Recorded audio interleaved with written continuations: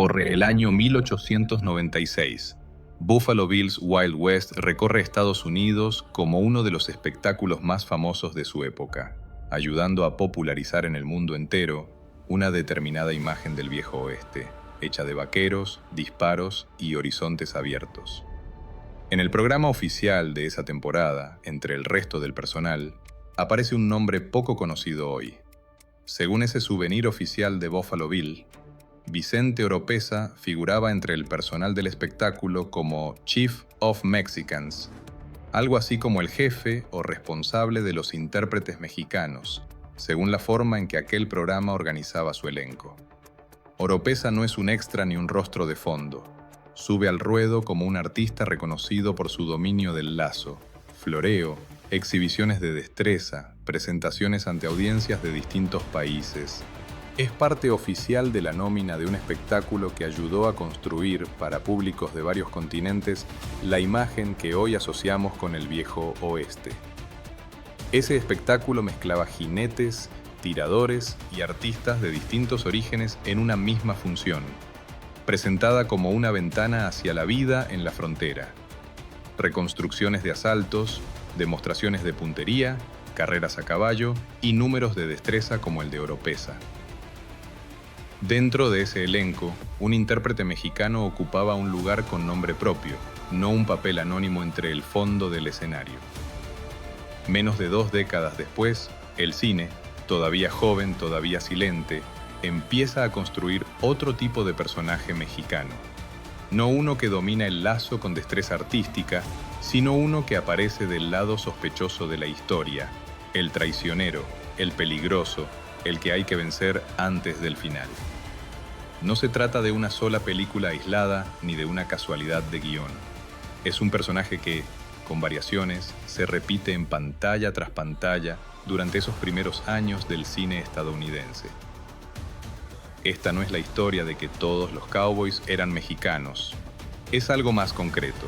En un mismo periodo, dentro de la cultura popular estadounidense, convivieron 2 representaciones muy distintas del mexicano, una figura reconocida dentro de un espectáculo en vivo y un estereotipo que el cine empezaba a repetir en la pantalla.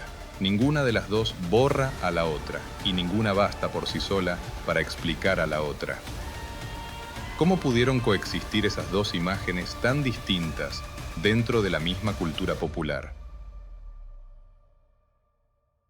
Únete a Storylab, dale like y suscríbete para seguir explorando el pasado. ¿Cómo se formó el oficio? Para entender esa contradicción hay que ir más atrás.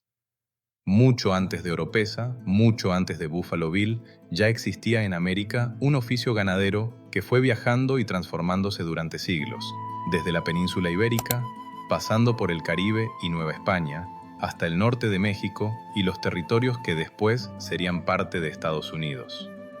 Los colonizadores españoles llevaron caballo y ganado primero a islas del Caribe, donde ese ganado, sin depredadores ni cercas, se multiplicó con rapidez. Desde ahí, la práctica de criarlo y trabajarlo a caballo en espacios abiertos se trasladó al territorio de Nueva España, y de Nueva España avanzó generación tras generación hacia el norte, hacia lo que hoy es el norte de México y después hacia Texas y California, siempre adaptándose a un terreno y a un clima distintos en cada tramo del camino. Las tradiciones novohispanas y mexicanas formaron una parte fundamental, pero no única, de la cultura ganadera que después se desarrolló en Estados Unidos. Cuando los primeros colonos angloamericanos empezaron a llegar a Texas en las primeras décadas del siglo XIX, no encontraron un territorio vacío esperando a ser inventado. Encontraron ranchos, rutas de arreo y comunidades que ya llevaban generaciones trabajando el ganado en esas mismas llanuras, bajo dominio español primero y mexicano después. El geógrafo Terry Jordan dedicó buena parte de su carrera a estudiar varias tradiciones ganaderas norteamericanas y fue cuidadoso en un punto clave. Cuestionó que toda la cultura del oeste viniera exclusivamente de Texas. Reconoció rutas ibéricas, caribeñas, novohispanas y mexicanas, junto con adaptaciones regionales propias, sin reducir en ningún momento todo el oficio del cowboy a una sola tradición. Ese territorio cambió varias veces de bandera sin que el oficio ganadero se detuviera. Fue parte del Imperio Español, después de México independiente a partir de 1821 y finalmente, tras la Guerra de 1848, parte de Estados Unidos. En cada uno de esos cambios políticos, las técnicas, el vocabulario y la gente que sabía trabajar el ganado siguieron ahí, sosteniendo la actividad económica más importante de la región, mientras las fronteras se redibujaban por encima de sus cabezas. Muchos de los primeros rancheros angloamericanos que se instalaron en Texas aprendieron el oficio directamente de familias tejanas que llevaban generaciones en esa tierra, trabajando codo a codo con ellas antes de que la frontera terminara de definirse y de que esa colaboración cotidiana quedara, con el tiempo, fuera del relato oficial. Otras investigaciones han ampliado después ese mismo cuadro para incluir contribuciones indígenas y de comunidades afrodescendientes, que también formaron parte de esta historia ganadera. En distintas regiones, rancheros y trabajadores angloamericanos incorporaron y adaptaron técnicas, vocabulario y equipamiento que ya se utilizaban en territorios novohispanos y mexicanos desde hacía generaciones. Décadas más tarde, cuando surgieron las grandes rutas de arreo de ganado hacia los ferrocarriles del norte, buena parte de esa misma técnica de manejo en espacios abiertos, aprendida generaciones atrás, seguía siendo la base del oficio, aunque ya se practicara bajo otra bandera y con otro nombre. Esa herencia no se quedó guardada en los libros de historia, sigue viva, todos los días, en cosas que hoy parecen completamente estadounidenses. Las palabras y las cosas. Empecemos por una palabra que cualquiera reconoce, Mustang. Según el Oxford English Dictionary, el término probablemente nace de una confusión entre dos palabras del español antiguo, mestengo o mesteño, y mostrenco, ambas usadas para animales sin dueño conocido. De esa confusión terminó saliendo el nombre del caballo salvaje que hoy es símbolo del viejo oeste. Otra palabra igual de cotidiana es lariat, el término inglés para la cuerda del azar, que viene directamente de la reata española, y rodeo, la práctica de reunir y trabajar el ganado en conjunto, llegó al inglés por ese mismo camino, hasta convertirse hoy en sinónimo de espectáculo puramente estadounidense. Incluso buckaroo, la forma en que en algunas zonas de Estados Unidos todavía se llama a cierto tipo de vaquero especializado, no es más que la manera en que el oído angloamericano terminó pronunciando la palabra vaquero. Esas palabras no llegaron al inglés por un libro ni por una decisión oficial. Llegaron por el contacto diario en el mismo terreno de trabajo, entre gente que compartía faenas, animales y peligros mucho antes de que a nadie se le ocurriera anotar de dónde venía cada término. 4 palabras. Son huellas que muchas representaciones populares del cowboy no suelen explicar, escondidas a simple vista dentro del vocabulario que cualquier película del oeste repite sin pensarlo 2 veces. Esa herencia se movió con la gente, y la gente, en algún momento, dejó de moverse por elección propia. Empezó a moverse porque la frontera se movió primero, debajo de sus pies, sin que ellos se hubieran ido a ninguna parte. Cuando la frontera cambió. En 1848, la guerra entre México y Estados Unidos terminó con un tratado que prometía respetar la propiedad de quienes quedaban del lado estadounidense de la nueva frontera. En la práctica, esa promesa fue mucho más difícil de cumplir de lo que sonaba en el papel.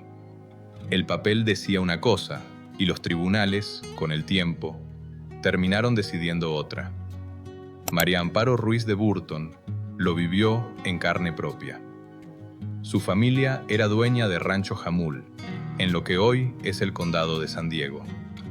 Estados Unidos había creado, apenas anexionada California, una comisión encargada de revisar, uno por uno, los títulos de tierra heredados de la época mexicana, un proceso que exigía abogados, traductores y agrimensores, y que podía extenderse durante años, mientras la vida en el rancho seguía su curso con esa amenaza siempre pendiente sobre la cabeza de sus dueños.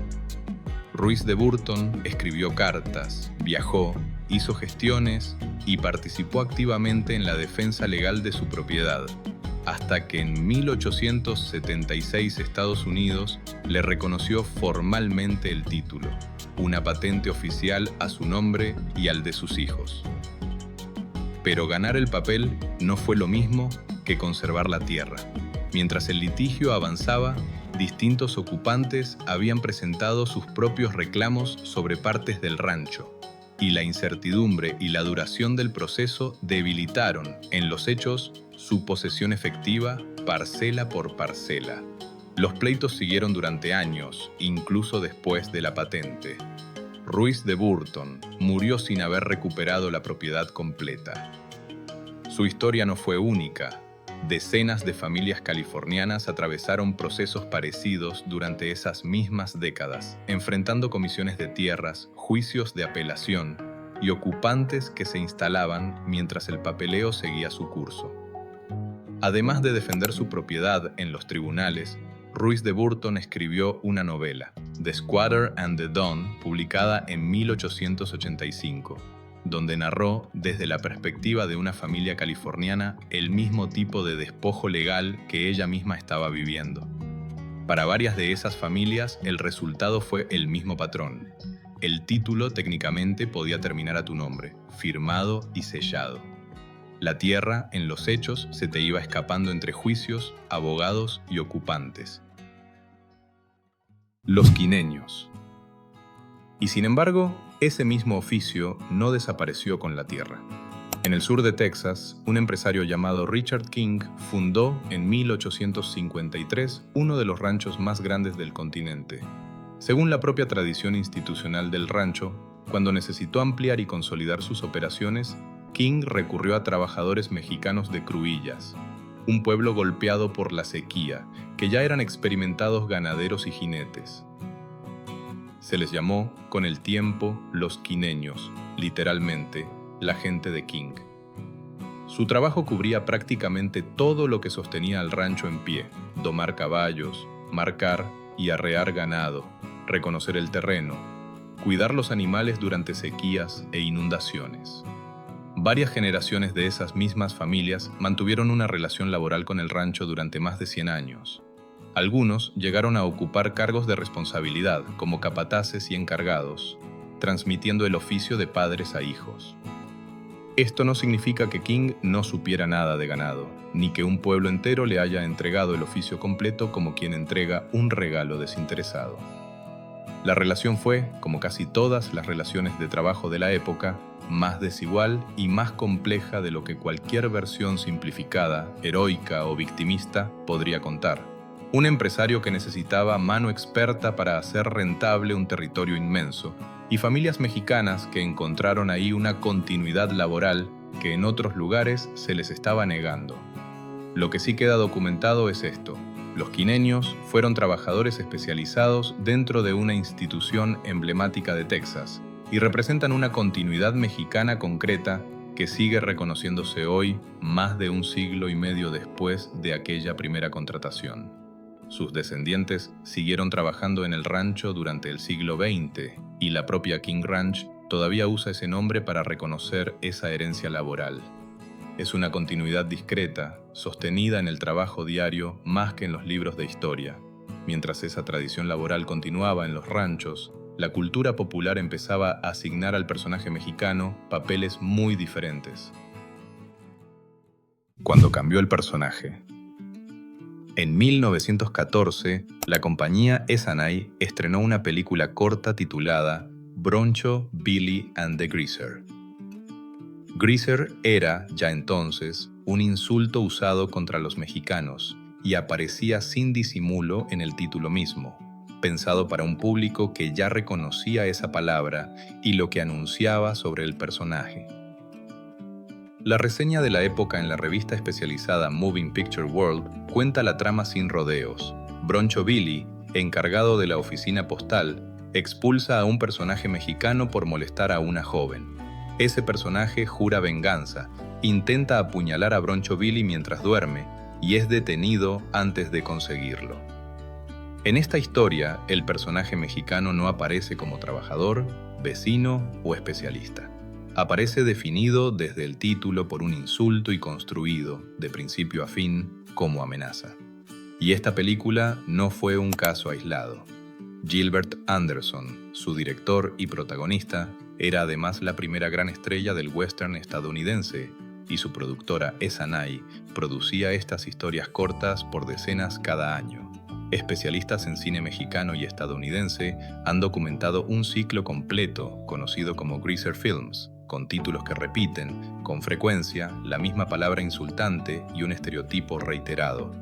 The Greaser's Gauntlet, de 1908, o Tony the Greaser, de 1911, son apenas dos ejemplos de un mismo molde narrativo, usado durante años en estudios distintos: el mexicano bandido, el mexicano traicionero, uno de los papeles recurrentes que el héroe angloamericano tenía que derrotar para que la historia cerrara bien. Esto tampoco quiere decir que los mexicanos desaparecieran de las pantallas. Siguieron apareciendo en numerosos ejemplos, aunque el papel que solía tocarles cambió con el tiempo. Del vaquero experto que existía fuera de la pantalla, se pasó dentro de ella a un personaje pensado casi siempre para generar desconfianza. Y del otro lado de la frontera, esa transformación no pasó desapercibida. En los años 20, casi el 80% de las películas que se veían en México eran producidas en Estados Unidos, según la investigación de la historiadora Laura Isabel Serna. El gobierno mexicano, presionado también por su propia prensa y por comunidades mexicanas y mexicano-estadounidenses que llevaban años señalando el problema, empezó a responder. No fue un boicot total contra todo el cine estadounidense. Fueron medidas selectivas, dirigidas contra títulos y distribuidoras específicas cuando el contenido cruzaba cierta línea. El caso más documentado es el de Her Husband's Trademark, una película de 1922 producida por Paramount, cuya representación de bandidos mexicanos generó tanta molestia oficial que durante un tiempo la distribuidora completa quedó vetada en el país. El propio consulado mexicano en Los Ángeles llegó a actuar como una suerte de filtro informal frente a este tipo de producciones, alertando antes de que llegaran a las salas mexicanas. Del lado estadounidense, un estudio o distribuidor podía perder, de un día para otro, el acceso a todo un mercado por una sola película. Del lado mexicano, la molestia por cómo los representaban en la pantalla se había vuelto, para entonces, un asunto de gobierno, no solo de opinión pública. Dos escenarios, dos países, la misma década. En uno se decidía qué papel le tocaba al mexicano dentro de la ficción. En el otro, se decidía qué se hacía al respecto. Ninguno de los dos necesitaba del otro para existir, pero ambos ocurrieron casi al mismo tiempo, sobre el mismo estereotipo. Ese mismo estereotipo, con variaciones, siguió apareciendo en el cine estadounidense durante décadas después de esta etapa muda, mucho más allá de Broncho Billy o de Essanay. Lo que empezó como un recurso barato para resolver una trama en 15 minutos terminó convirtiéndose en un molde reconocible que historiadores del cine todavía estudian hoy. La continuidad del oficio en los ranchos y la transformación del personaje mexicano en el cine son dos procesos distintos. Podemos documentar ambos, pero no afirmar que uno haya causado directamente el otro. Regreso a Oropesa. Volvemos entonces a donde empezamos. A ese ruedo de 1896, donde Vicente Oropesa aparecía, según aquel souvenir oficial, como una figura reconocida dentro del espectáculo de Buffalo Bill, mucho antes de que el cine decidiera qué lugar le daría al personaje mexicano. Su presencia, documentada en ese programa, ya alcanza para volver insuficiente la imagen de un viejo oeste exclusivamente angloamericano. La cultura del cowboy tuvo orígenes plurales. Una parte fundamental de su tradición, el lazo, el vocabulario, la forma de trabajar el ganado, llegó por vías ibéricas, novohispanas y mexicanas, sin que eso signifique que esas tradiciones se apropiaran del oficio completo. Otras comunidades, otros oficios y otras rutas se sumaron por el camino, hasta formar algo más parecido a un mosaico que a una línea única. Esa transmisión cultural y la transformación del personaje mexicano en el cine avanzaron, como ya vimos, en paralelo, sin que una haya causado necesariamente la otra. Son dos historias documentables, no una sola explicación cómoda. Lo que queda, cuando se juntan ambas historias, no es una acusación ni una lista de culpables. Es una imagen más completa, la de un oficio que cruzó fronteras, idiomas y generaciones antes de que existiera siquiera la palabra cowboy tal como la usamos hoy, y la de una industria del entretenimiento, todavía muy joven, que decidió una y otra vez, sin necesidad de ponerse de acuerdo con nadie, qué papel le convenía a cada personaje según su origen. Y en algún lugar de esa historia sigue Vicente Oropesa, con su lazo todavía en movimiento. El recordatorio de que el viejo oeste que conocemos siempre fue más plural y más interesante de lo que cualquier versión resumida logra contar. Muchísimas gracias y hasta el próximo video.